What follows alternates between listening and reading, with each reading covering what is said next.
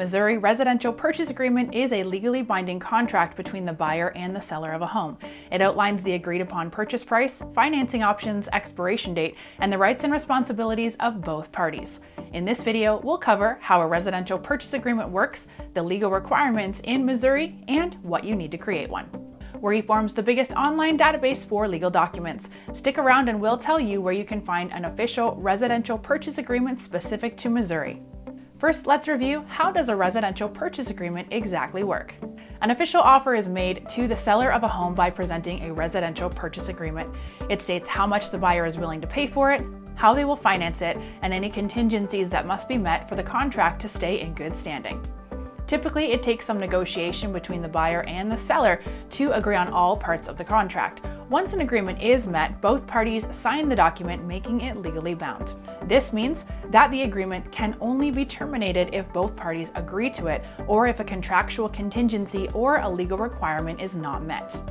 So, what are the legal requirements in Missouri? Missouri does not have any laws requiring the seller to disclose anything about the condition of the property. That means that it is the responsibility of the buyer to inspect it for any defects or issues. This is known as buyer beware or caveat emptor in Latin. However, Missouri law does require the seller to inform the buyer if the property was used as a methamphetamine lab. In addition, federal law requires that for any residential buildings built before 1978, the seller must disclose the property's history of lead-based paint exposure. Now that we know more about how a residential purchase agreement works and what is legally required, here are some things that you should do to make sure the process goes soundly. Include a mortgage pre-approval letter. A mortgage pre-approval letter is a document from the bank estimating how much it is willing to lend to the buyer based on their credit history, income, debts, and assets. This helps the seller determine whether the buyer is financially credible. Offer an earnest money deposit. An earnest money deposit is a percentage of the offer and provided to the seller as a show of good faith. It is written into the residential purchase agreement and typically delivered when the agreement is signed. Use an addendum to modify or add to the agreement.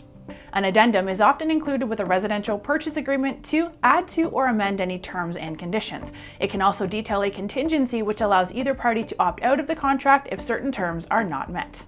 If you are in need of an official residential purchase agreement for Missouri, you can get started by clicking the link right here. Also hit that subscribe button for more videos that help to simplify the legal process for everything ranging from buying or selling a house to making a will.